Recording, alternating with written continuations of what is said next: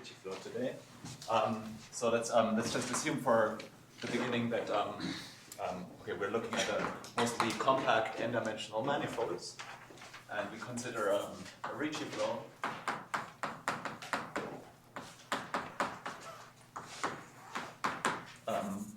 Consider a RICCI flow on M.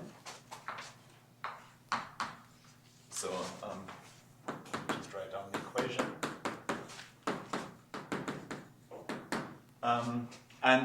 Very often I will assume that t is the maximal time of existence. So at time t we see a singularity. And there's a very basic theorem by Hamilton that says the following. Well, I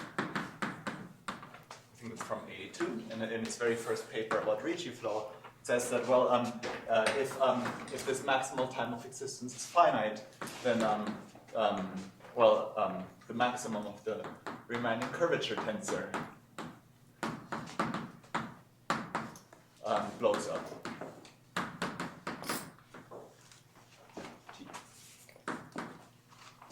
Okay, so so the singularities are responsible for this blow up, but this norm of the curvature tensor contains a lot of information, and it would be interesting to know what parts of this curvature tensor blow up. And then there was another theorem by Natasha Sessom, in which she showed that not only the curvature tensor will blow up, but also the RICCI tensor in here will blow up. Okay, so it's phrased a little differently. It's slightly weaker. It says that if t is if the maximal time of existence is finite, then the RICCI tensor is unbounded on spacetime. Okay, but the RICCI tensor still contains a lot of information. So a natural question would be to ask, what happens to the scalar curvature? Okay, so the conjecture would be,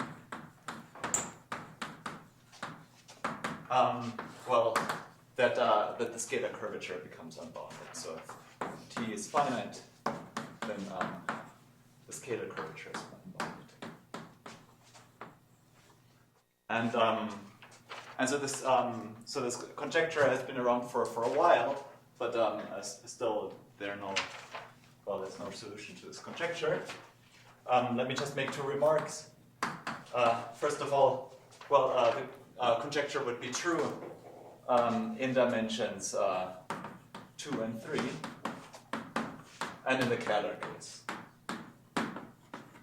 So, one could hope that it would also be true in higher dimensions. And maybe another remark that I want to make is, well, if you look at the evolution equation of the scalar curvature, then it looks like this.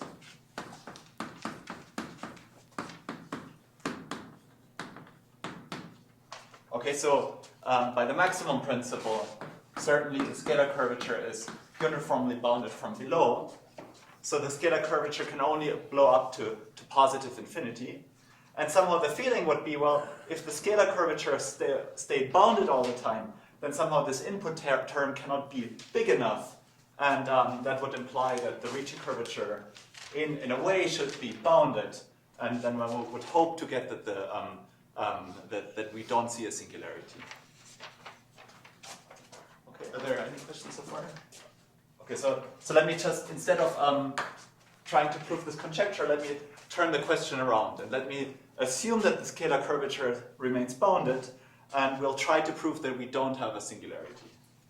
Okay, so the question, if we turn this around, would say, well, assume that the scalar curvature is bounded. Let's say for simplicity, by rescaling, it's bounded by 1. And then the question would be, well, what can we say about the metric gt as t approaches the singular time? So can we show sufficient regularity of this metric under the scalar curvature bound, and can we maybe even show that the full curvature tensor remains bounded? Okay, so let me give two results that are known in this case, in this setting. So the first fact follows from Perelman's no local collapsing. It tells us that we have a uniform lower bound on small distance balls.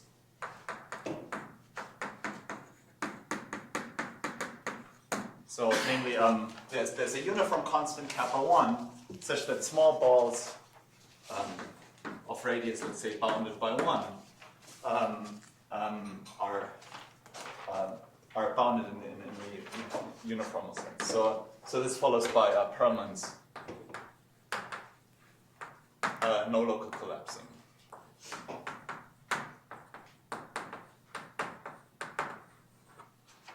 And then there is a converse statement in the setting, and this is due to my co-author, Gang Tian,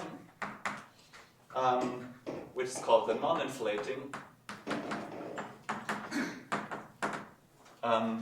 that we also have an upper bound of this. So I also this. proved this. Pardon? I also proved the. Oh, sorry, you also proved this. Sorry. Yeah.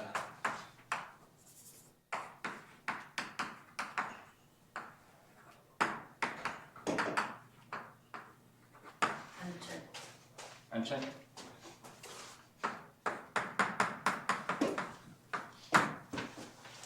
Sorry. Oh yeah, and maybe I should also mention this is joint work with Gang Tian from the University of Berkeley.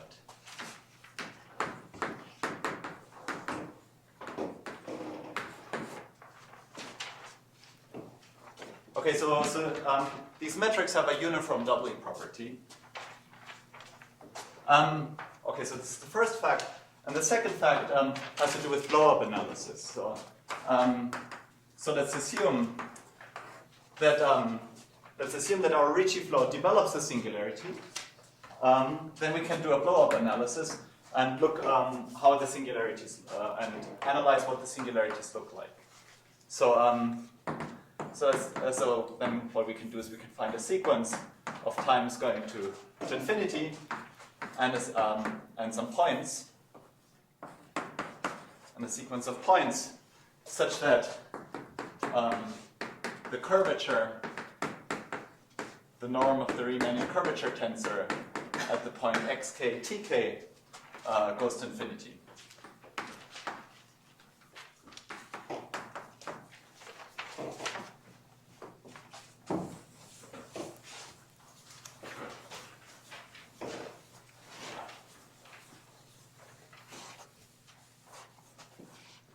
Okay, so if we see our RICCI flow, so for me also time goes up. We see a sequence of points in space-time.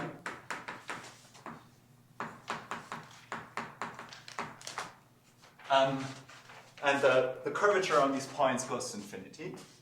And now we can rescale the RICCI flow around these points in certain cases, and analyze what the geometry looks in small neighborhoods around these points. And we can do this under the assumption that the curvature in the neighborhood of these points is somehow comparable to the curvature at these points. So we need to assume, for example,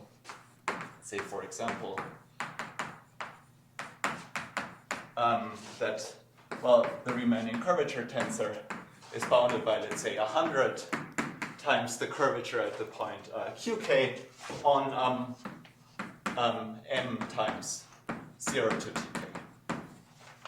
So we have to choose our times tk carefully so that this assumption holds.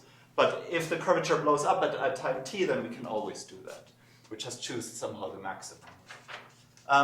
Then we can rescale, parabolically rescale. So normalize the curvature at these points to be 1.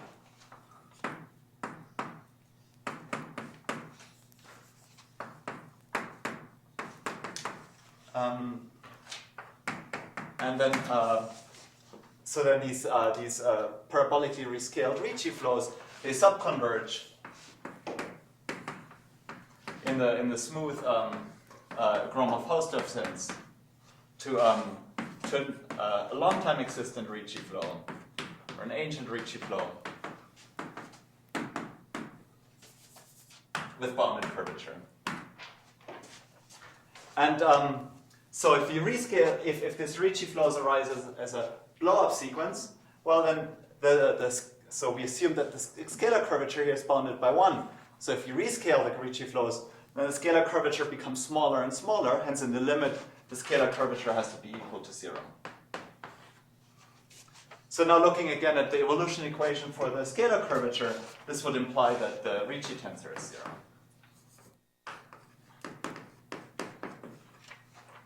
And if the RICCI tensor is 0, then that means that this metric is stationary. So GT, infinity, only does not depend on time.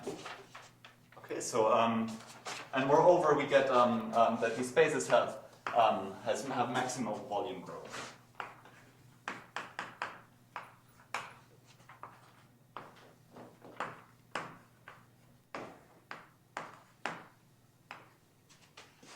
Okay, so these spaces look like, in dimension 4, they would look like ALE spaces, and so these singularities would only be modeled on ALE spaces.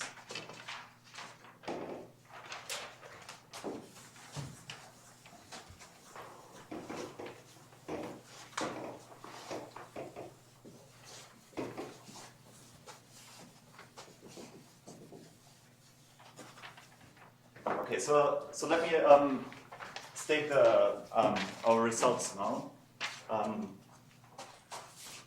So the first result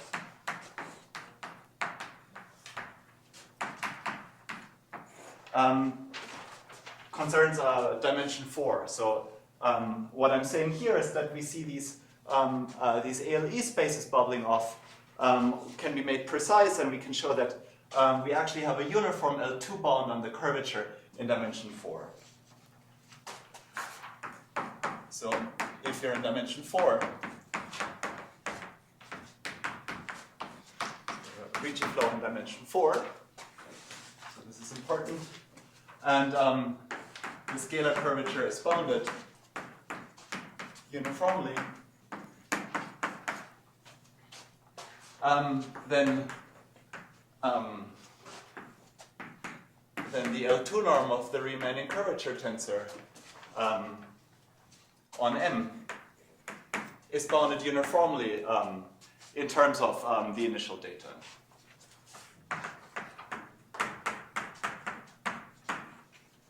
Okay, so this is the L2 norm for each time slice, not the L2 norm in space-time, so this is much stronger.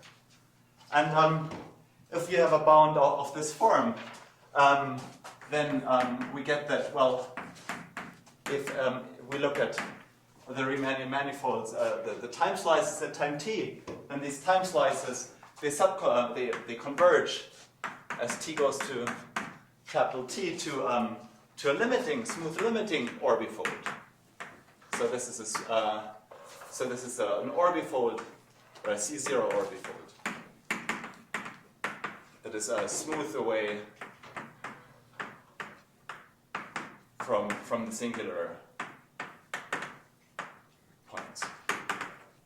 Okay, so these are the only singularities that can happen. So, all right, so I should make the remark. So recently, the same result was obtained using different methods by Miles Simon.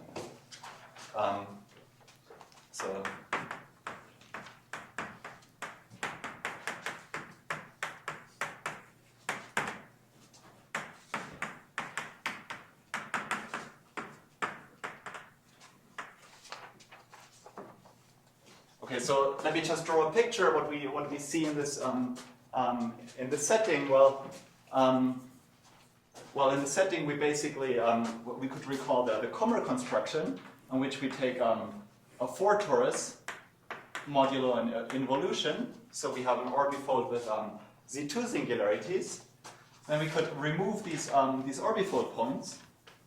So we get boundary components that look like RP3s. And into these RP3s we can glue in Iguchi-Hansen metrics, which are ALE spaces that are asymptotic to a cone over RP3. So here we can put in Iguchi-Hansens.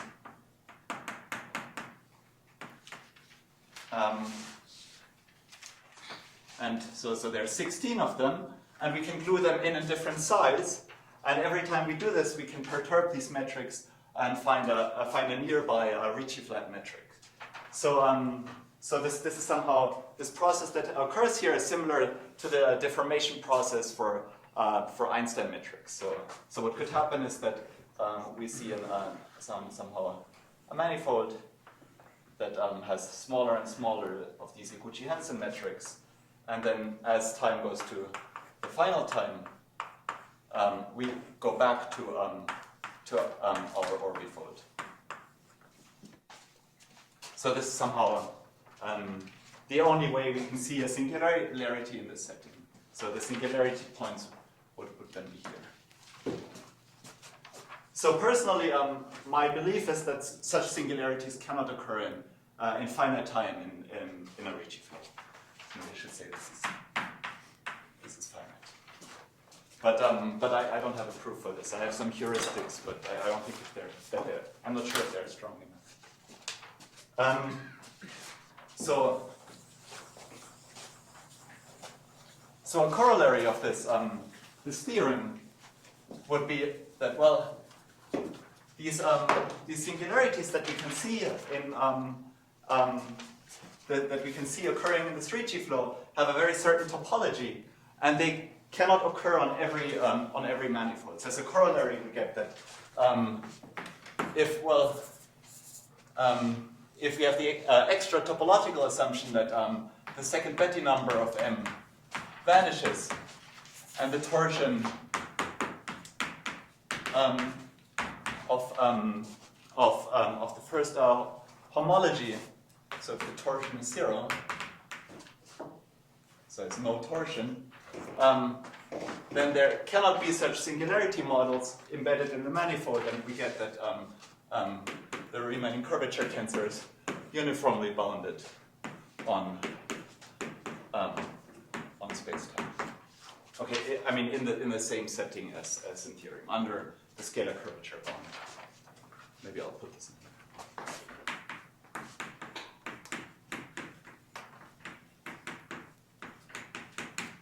Okay, so I feel like this is an interesting setting, namely if we assume that just for general RICCI flow analysis, if we make these simplifying topological assumptions, we could probably rule out several singularities, and we could focus on the important ones. So, for example, this condition would also rule out the Feldman-Illmann and the Knopf-Schink singularity.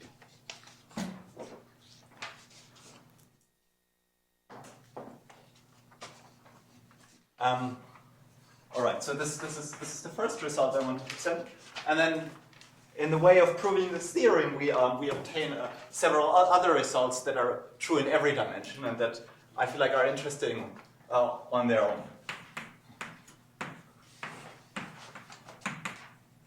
So one result is a distance bound. So assume again we have a RICCI flow with bounded scalar curvature.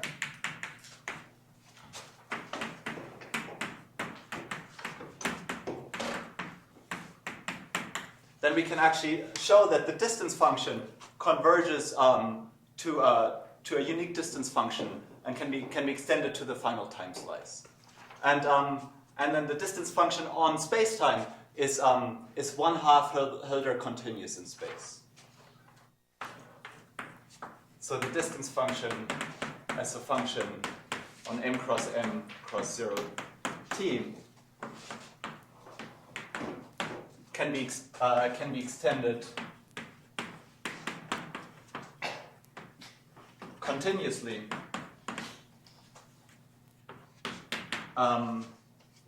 to m cross 0 t.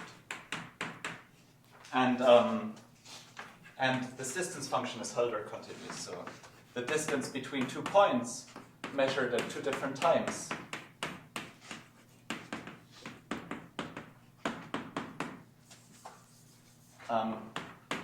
only differs by some constant times the square root of t1 minus t2.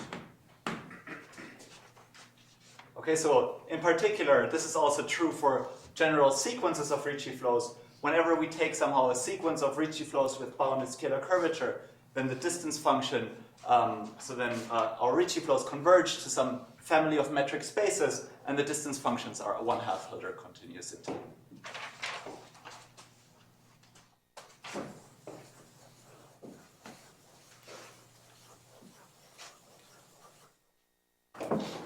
And so this theorem is true in every dimension.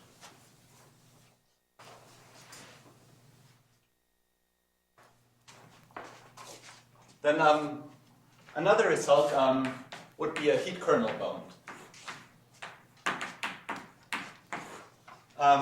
Namely, we can prove that on such Ricci flow, the heat kernel is bounded by the standard heat kernel using the distance function. So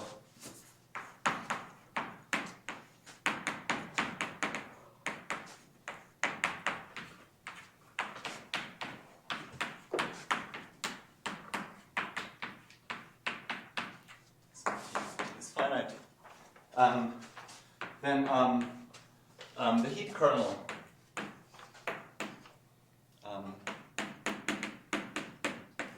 so this should be the heat kernel of the heat equation coupled with Ricci flow.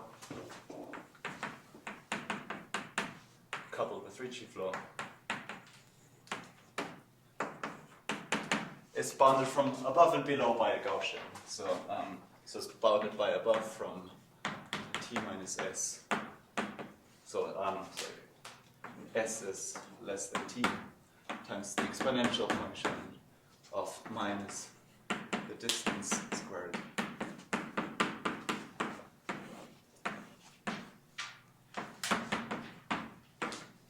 And then from below by something similar.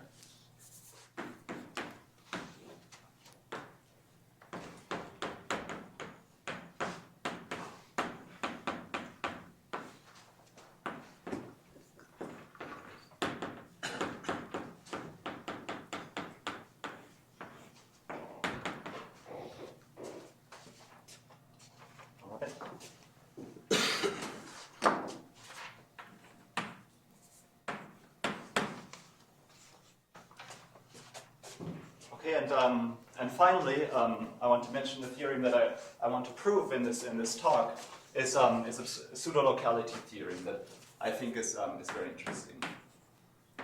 So we call this pseudo-locality, or sorry, backward pseudo-locality.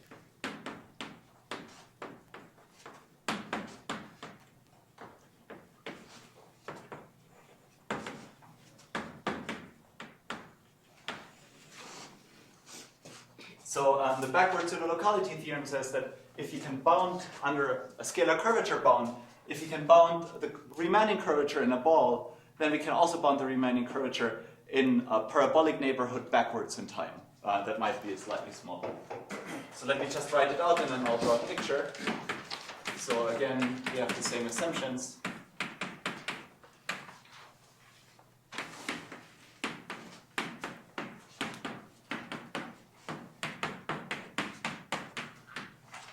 And we choose on some R0, some scale less than 1.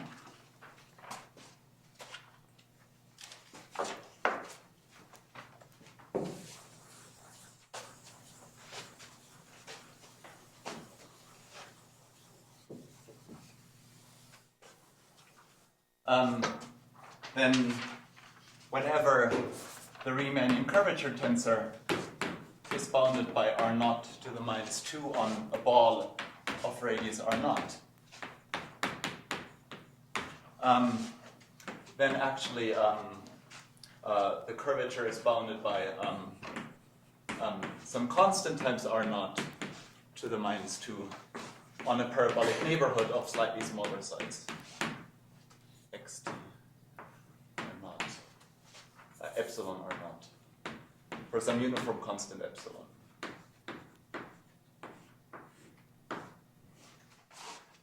And so this is the ball measured at time t cross, well, let me choose knots here.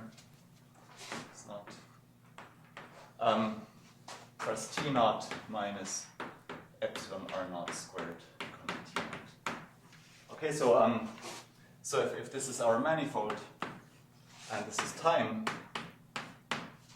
then if we have a point x naught t naught and we have a curvature bound in a ball of radius r naught.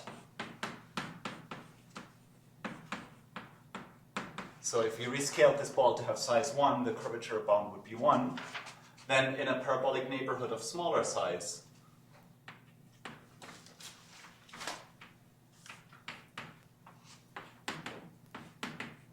in here, we have a similar curvature bound. Okay.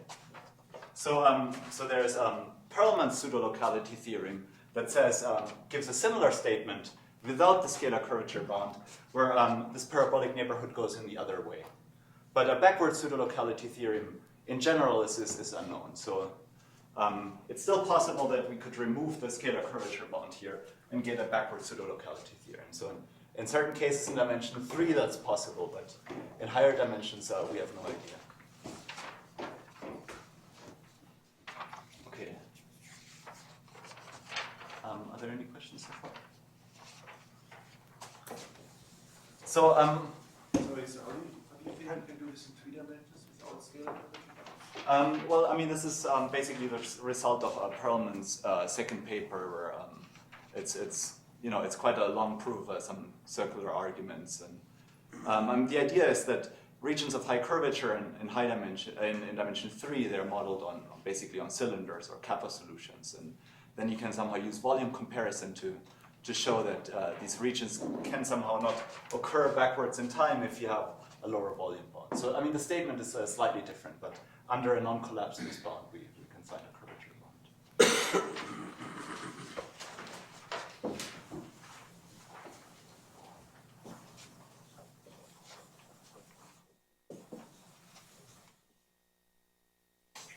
Just clarifying what the C depends on. Oh, so the C and the epsilon, they're universal constants.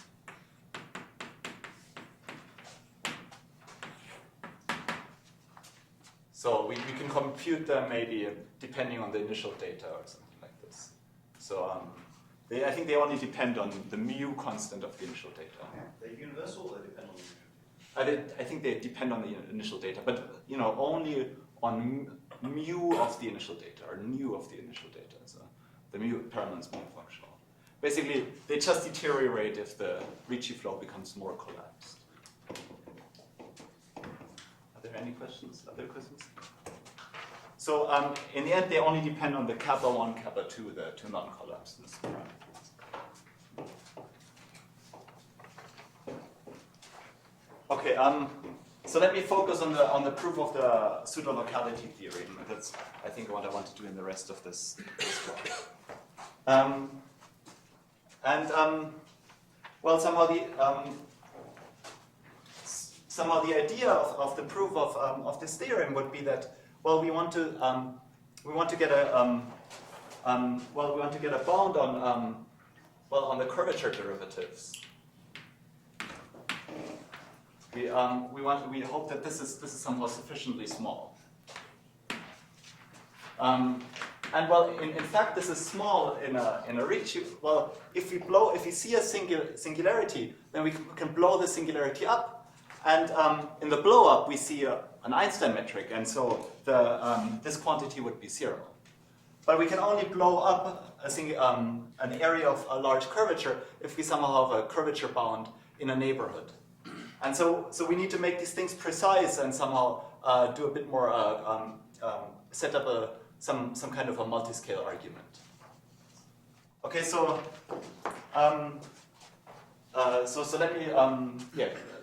let me go through the steps of the proof. So first of all, I want to make precise what I mean by this, and this is the first lemma.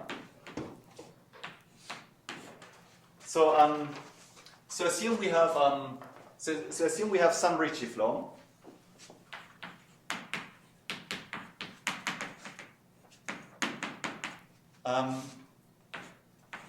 It's just any RICCI flow, And we have a bound on the Riemannian curvature tensor and a bound on the scalar curvature on a parabolic neighborhood of size R. Then I claim that that this bound on the scalar curvature tensor improves curvature derivatives and the Ricci curvature on the Riemannian curvature tensor. So then the claim is that at the point x, first of all, the bound on the Ricci curvature tensor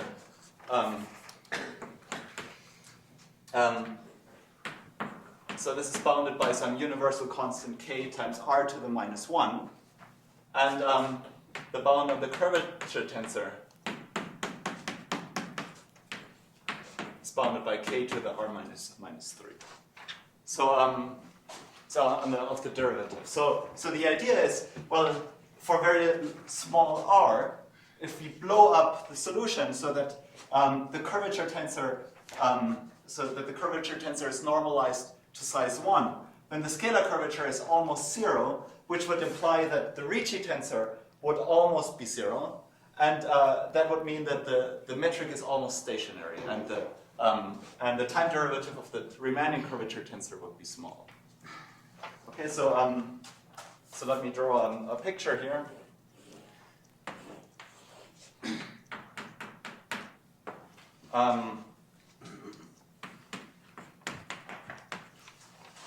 So if you see such a parabolic neighborhood, and the Riemannian curvature tensor is bounded by r to the minus 2, and r is bounded by 1, then at this point we have improved Ricci tensor and Riemannian curvature tensor bounds. Sorry, r is less than 1. Pardon? The first answer have already. Yes, yeah. So this is what I was about to say. So this was also proved by Perelman and several others. No, I only proved the first. The first, yes, the first. But the second one basically follows from the But I first. didn't prove. But I give you that one. So, because I forgot you last time, so I'll give you this one as a present. Okay, so let me just give a sketch of this argument. What we could do is we could rescale and renormalize R to have size 1, and the curvature tensor is bounded by 1.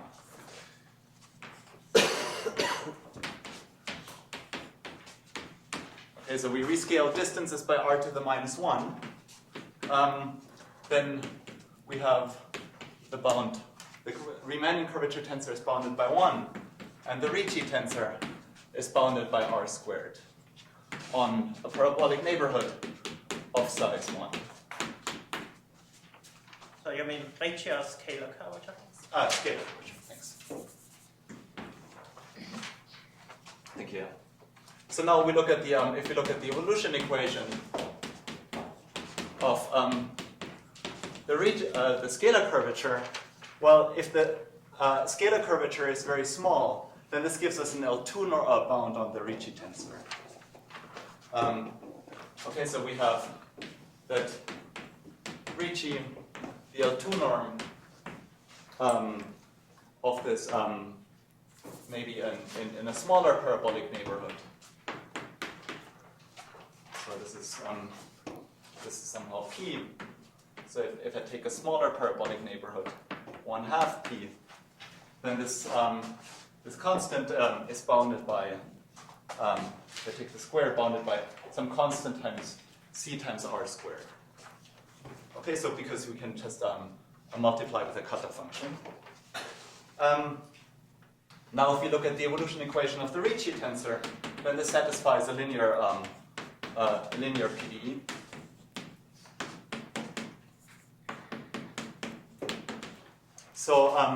So this satisfies a linear PDE. The Riemannian curvature tensor is bounded, and well, the Ricci tensor is bounded in L2, and then just using LP theory, we get that the Ricci tensor is bounded by some constant times r on a slightly smaller parabolic neighborhood.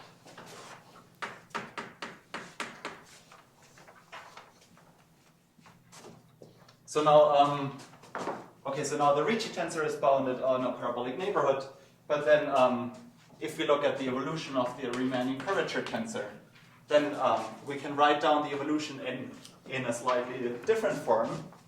Namely, this is equal to an expression in the second derivative of the Ricci tensor plus the Riemannian curvature tensor times the Ricci tensor. And, well, then using the interpolation inequality, we get that this is bounded by some k times r. Okay, so the Ricci tensor is bounded by 1 because the Riemannian curvature tensor is bounded. So also by Xy's estimates, higher derivatives are bounded by some uniform constants, but the Ricci tensor is bounded by k times r. The interpolation inequality gives us that.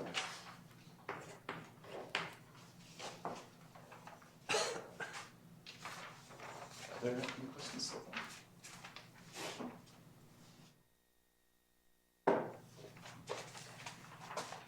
Okay, so now the idea is if I want to prove the pseudolocality theorem, well, we somehow want to make use of this time derivative bound for the Riemannian curvature tensor. So we have a bound on the Riemannian curvature tensor here, but we want to integrate this bound backwards. But we only have this bound if we have a bound on the Riemannian curvature tensor in a parabolic neighborhood. But somehow that's what we want to show. We want to show a bound in a parabolic neighborhood. So here is where we get in some kind of a circle, and we need to show that when we go around the circle, whether we improve or whether we deteriorate. And it turns out that we improve. All right. So in order to do this, set up this circular argument. What I need to do is I need to find a barrier function, which somehow tells me how far I am away from the base point here in space-time. And so this is what I need to do next.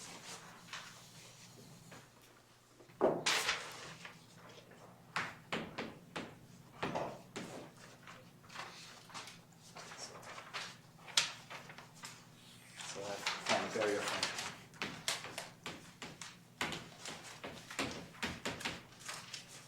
Okay, so I claim that, well, we assume that the scalar curvature is bounded by 1.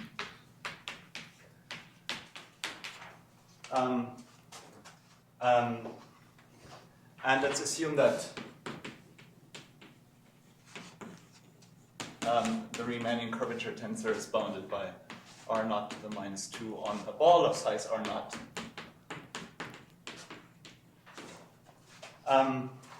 Then I claim there is a cutoff function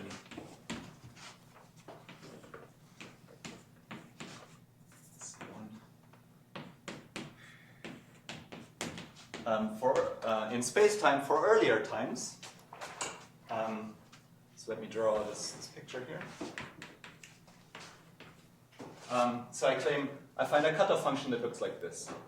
So its support at time t naught is contained in the ball of size r naught, and that at earlier times the cutoff function just doesn't vary too much.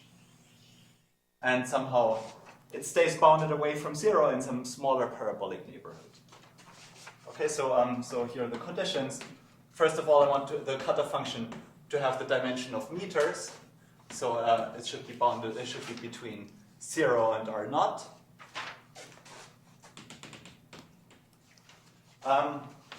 Then its support at time t naught should be contained in the ball.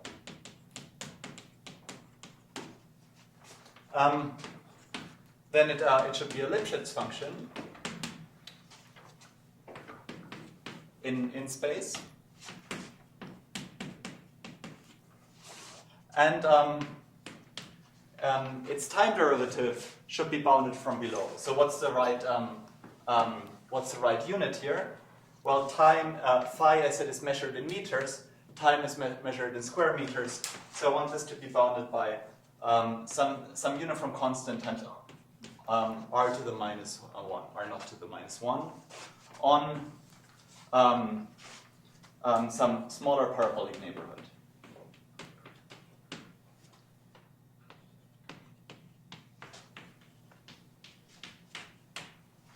And also phi should be bounded from below.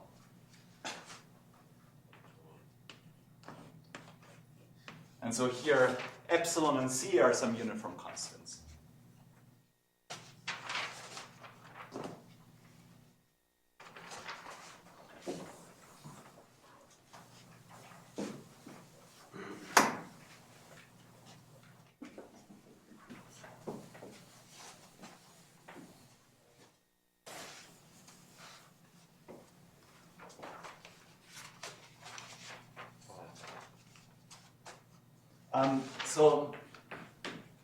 So if you were to do standard analytic arguments, so I want this to be behaving nicely here. So if we were to do some standard analytic arguments, this would be a very simple part of the proof, because we could often just choose phi as a distance function, as a function depending on the distance to the base point.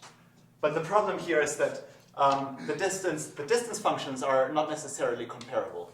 And so we want to prove a bound on the curvature, but the curvature somehow might get distorted too much by the Ricci flow. So we cannot choose phi using the distance function. And so now it turns out that a nice way of doing this is to choose phi depending on a heat kernel that we somehow place here. So here is somehow the source of a heat kernel. And then we choose phi depending on that. So the idea would be, well, phi of xt can be chosen as follows. So we have to choose certain constants, some small constant times heat kernel at some earlier time, minus some large constant times t minus t naught minus some other small constant nu. And so using the heat kernel bound that I've written down earlier, one can prove that all these conditions hold if we choose these constants appropriately. So this was, I think, theorem 3 implies 1 through 4 if eta, h, and nu are chosen correctly.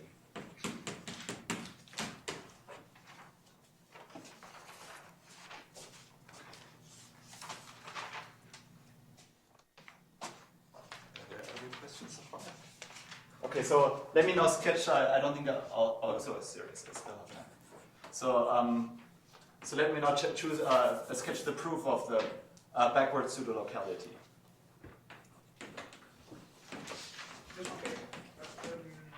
By theorem 2, you also have a control on the distance function, right? Pardon? By the theorem 2, you also have a control on the distance function time. Yeah, but somehow we that is true, but I don't think that control is good enough, and that proving that control makes considerable use of the heat kernels.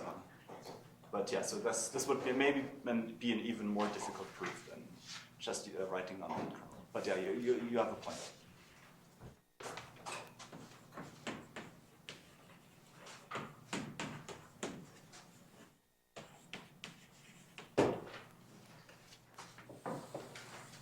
Okay, so let me present the proof of the backward pseudolocality. So again, what we want to prove is, well, we assume that we have a bound on the Riemannian curvature tensor at some time t naught on a ball of radius r naught, and we want to show that the same bound holds in a smaller ball, and basically in this ball. Okay, so let me make some simplifying assumptions first. Here are some extra assumptions.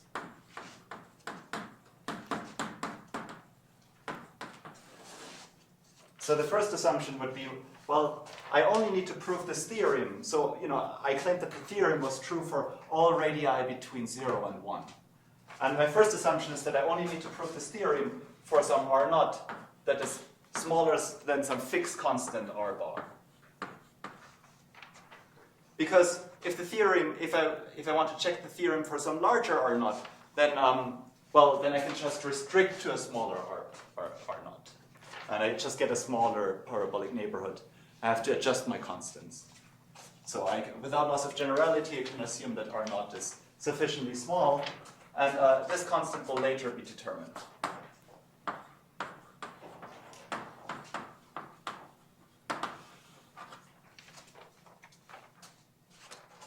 Okay, so then the second simplifying assumption that I want to make is that the pseudolocality theorem is already true at much smaller scales.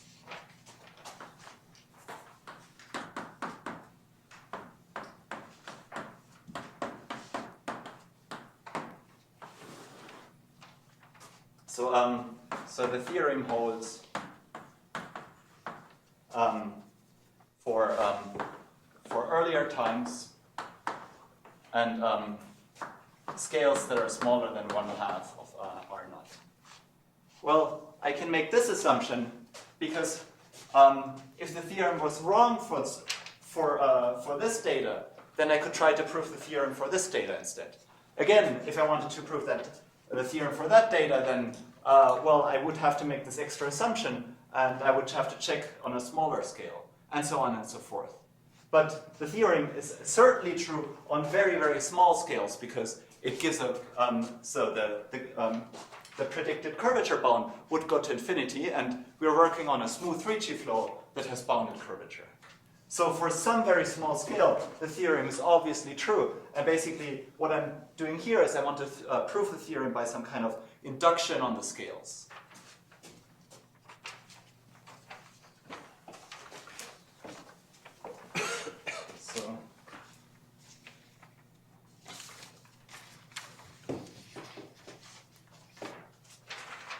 So I unfortunately have to erase this.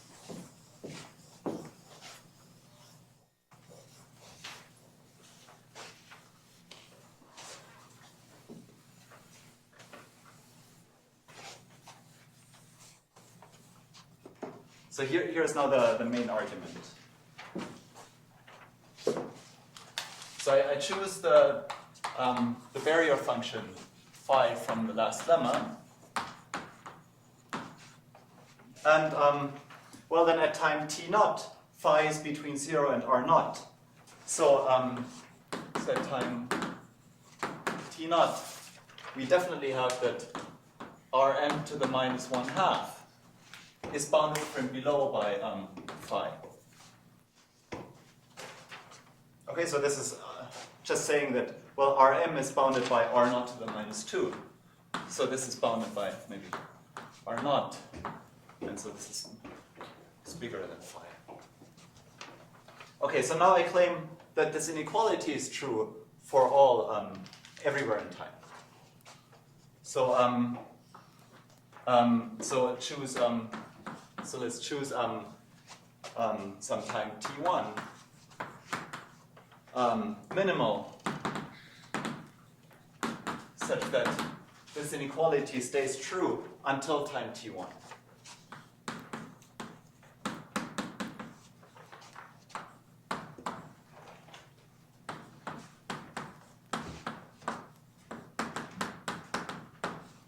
Okay, so if I'll let me draw, so this is probably rm to the minus 1/2.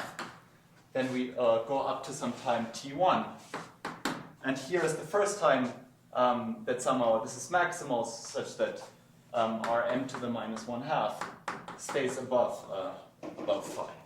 But if t1 is chosen minimal, we find somehow one point where we have equality. So so my claim is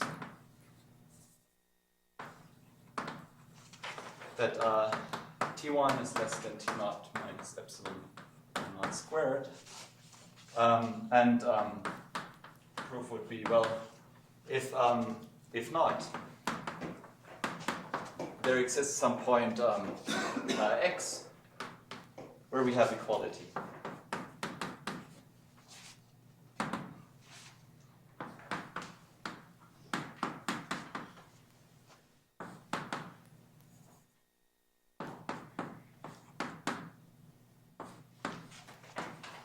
Let me call this x1.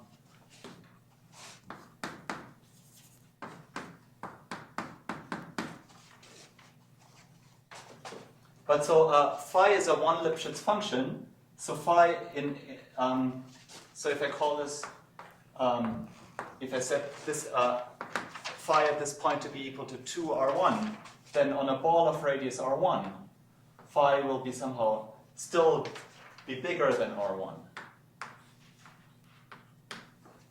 So so rm to the minus 1/2 will still be bigger than r1 on a ball of radius r1.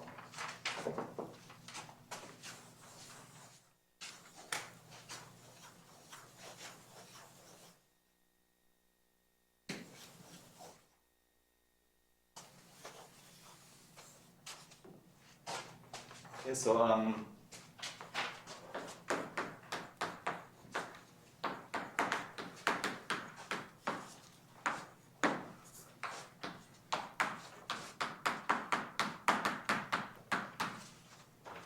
okay, so in other words,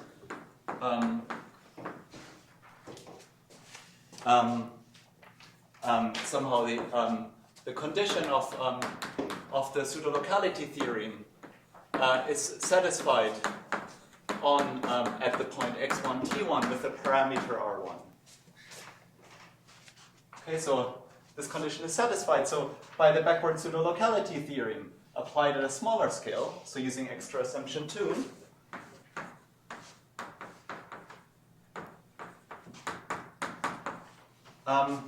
we get that we have a bound on the Riemannian curvature tensor by some constant on a parabolic neighborhood that's slightly smaller. So then, sorry, I have to choose a smaller parabolic neighborhood.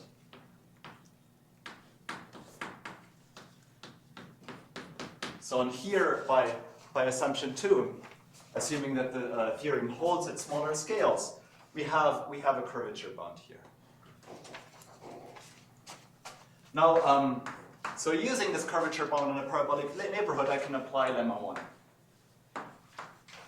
And then I get that, well, the time derivative of the Riemannian curvature tensor is bounded by some constant times, well, something to the third power. So it's c to the 3 over 2, epsilon to the minus 3 times r1 to the minus 3. So I get an improved derivative bound on Rm. So so at x1, t1, now if I transform this in a derivative bound of Rm to the minus 1/2, I get that, well,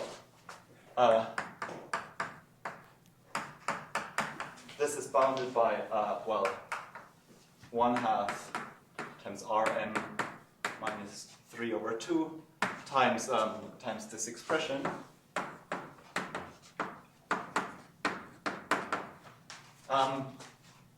But this guy is equal to 1/4 or 1 to the minus 2. So this would be 4 times k times c over 3 over 2, epsilon minus 3 r1 to the minus 3. But on the other hand, because this is the first time Rm to the minus 1/2 is equal to phi, we know that this derivative has to be bigger than the time derivative of phi, which is bigger than r1 to the minus 1, and this is bigger than r bar to the minus 1. So now if I choose r bar small enough such that this inequality is is violated, then I get a contradiction. So I get a contradiction for R bar sufficiently small. So if I get so this claim is true, and hence I have this lower bound on Rn to the minus 1/2 up to at least up to this time, and by the lower bound on phi, I get an upper bound on the curvature. So then this would prove the pseudolocality theorem.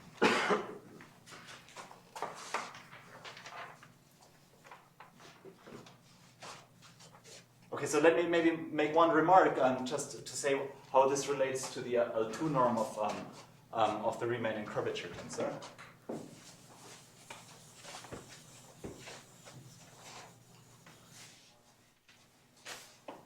Somehow now a corollary of the pseudolocality theorem in the first lemma would be that, well, if the curvature tensor is bounded by some constant on only a ball, well, then it's bounded on a parabolic neighborhood, but then we also know that the RICCI tensor is much smaller.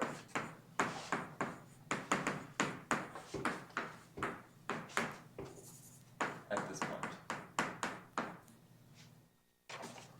So this fact and some Vitali covering argument gives that, so just approximately, some Vitali covering gives us the result that the RICCI tensor is bounded by some small constant times the Riemannian curvature pointwise on a set of large measure.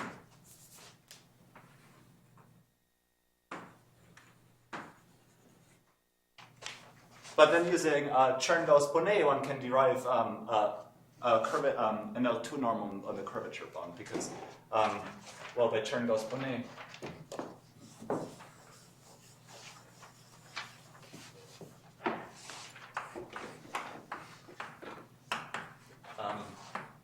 the L2 norm of the Riemannian curvature tensor is bounded by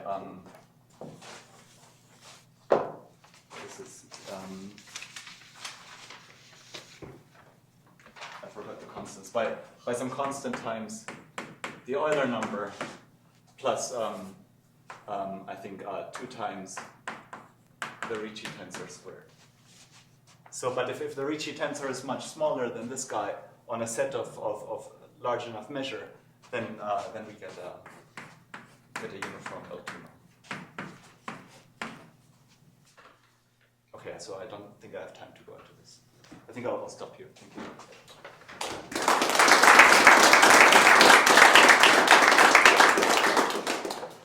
Time for maybe one or two questions.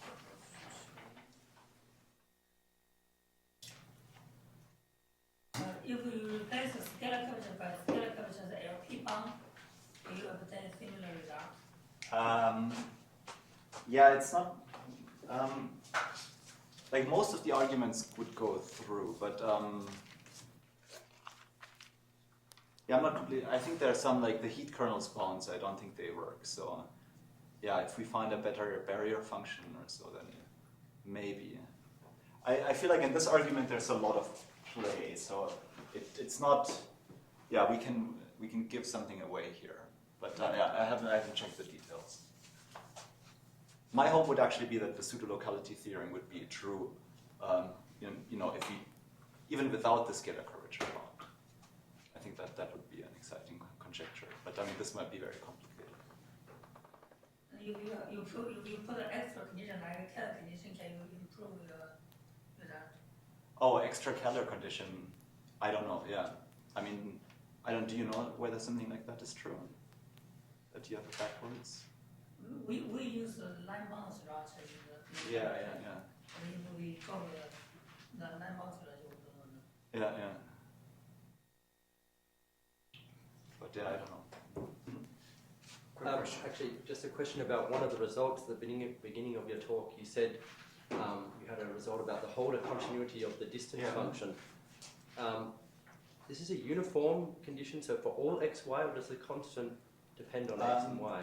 Well, I mean, so the constant depends on the initial data, but like it depends only on, I think, the mu functional of the initial data and maybe the diameter of the manifold. So, but first, so you know, I only care about distances of size, let's say smaller than 1, and then that constant is uniform.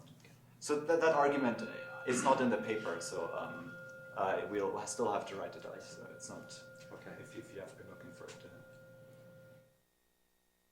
I think I'll see you.